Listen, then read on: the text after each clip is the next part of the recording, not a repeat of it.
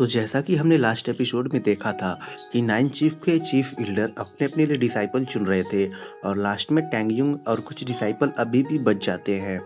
तो इस एपिसोड की शुरुआत में हम देखते हैं कि बाकी के बचे हुए डिसाइपल और चीफ बिल्डर हमें दिखाए जाते हैं। फिर हम सोल लाइन एज के चीफ बिल्डर शाहरुख खान को देखते हैं जो कि सोच रहे होते कि अब मुझे भी अपना डिसाइपल बनाने के लिए आगे बढ़ना चाहिए। जिसके बाद चीफ बिल्डर शानखुन वहाँ से गायब होकर डिसाइपल के सामने आ जाते हैं और फिर सारे डिसाइपल से कहते हैं कि यहाँ पर सोल लाइन एज के इनर मंगोलिया में 3100 डिसाइपल मौजूद हैं जो इनर डोर के वुलन लिस्ट के टॉप 1000 स्ट्रॉन्ग मैन में शामिल हैं। अगर तुम में से कोई भी मेरे सोल लाइन की वर्शिप करना चाहता है तो वो आगे आ जाए। तो उनकी बातों को सुनकर दो डिसाइपल आगे आते हैं और कहते हैं कि हमें आपकी वर्शिप करना मंजूर है। फिर चीफ उन्हें अपना पीछे खड़े होने को बोलते हैं। फिर हमें सैमसुंगी दिखाई जाती है जो सोच रही होती है कि अब तक की डेनमार्क की सबसे ज़्यादा हाई फाइट वाली डिसाइपल मैं रही हूँ और अभी तक कोई दूसरा इतना हाई फाइट वाला डिसाइपल डेनमार्क में इंटर नहीं हुआ। लेकिन इस बार मैं किसी अच्छे डिसाइपल को अपने इवेंट्स में शामिल जरूर करके रहूँगी। जिसके बाद मीरा चिशी के पास एक डिसाइपल आकर कहता है कि मास्टर कृपया मेरी सूल को चेक कर दीजिए। जिस पर मीरा चिशी उसके सूल को चेक करके उसे वहां से भेज देती है। फिर सैमसुंगी से पूछती है कि क्या तुम अपने लिए कोई डिसाइपल नहीं चुनोगी। जिस पर सैमसुंगी कहती है कि यह अभी तक ख़त्म नहीं हुआ है। फिर वहाँ चीफ बरब्राड आते हैं और वह सभी डिसाइपल को एक जगह इकट्ठा होने को कहते हैं और कहते हैं कि यहाँ के कैप्टिविटी में बहुत सारे मॉन्स्टर मौजूद हैं और हमारे इवेंट्स में आप सभी को मॉन्स्टर सूल रिसीव करने के लिए टुल्ले प्रोवाइड किया जाएगा। क्या तुम में से कोई भी मेरा डिसाइपल बनना चाहेगा। जिस पर 3 डिसाइपल आगे आते हैं और उनको बाउ करते हैं और डिसाइपल बनने के लिए मान जाते हैं। जिस पर चीफ उन्हें अपना डिसाइपल बना लेते हैं। ये देखकर सैमसुंगी थोड़ी टेंशन में आ जाती है।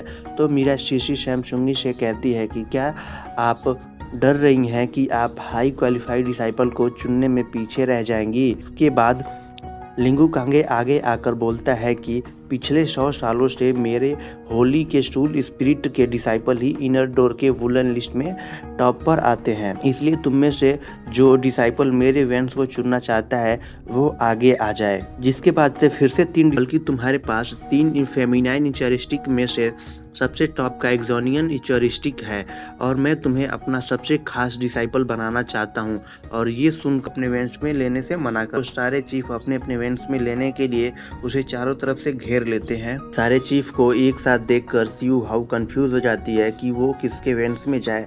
फिर सिउ हाउ टैंगयुन की तरफ देखती है तो टैंगयुन उसे बोलता है कि वो मीरा शीशी के इवेंट्स को चुने। जिसे सुनकर लिंगू कांगे आगे आता है और गुस्से में कहता है कि टैंगयुन, मैं तुम्हें पहले ही बता चुका हूँ कि मेरे ग्रैंड सन की डेथ में तुम्हारा कोई फॉल्ट नहीं है, तो तुम बीच में बोलकर कोई भी रॉन्ग डिसीजन मत लो जिससे कि सिउ हाउ की लाइफ बर्बाद हो जाए। जिस पर मीरा शीशी लिंगू कांगे से कहती है कि चीफ क्या आप ये कहना चाहिए मीरा है। फिर वो मैंगई से पूछता है कि तुम्हारे पास कौन सी स्पिरिट सूल है। जिस पर मैंगई कहती है कि मेरे पास डेड फेटल सूल है। जिसे सुनकर लिंगू कांगे फिर से शॉक हो जाता है। फिर वो मैंगई से बोलते हैं कि तुम इस ओल्ड मैन को अपनी पहली बार मैंने किसी की डेड फेटल सूल देखी है जिसके पास एक नहीं बल्कि 2 फेटल सूल है। फिर चीफ फाइब्रेड मैंगई से कहते हैं कि क्या तुम मेरा डिसाइपल बनना पसंद करोगी। जिस पर पीछे से मीरा शीशी आती है और चीफ फाइब्रेड से कहती है कि बीस्ट सूल चीफ आपके। सैमसुंगी भी आ जाती है और वो मैंगई को डेनमार्क सेक्ट में आ जाने के लिए कहती है। जिस पर मैंगई सोचने लगती है कि मैं टैंगयुन से नहीं पूछ सकती हूँ।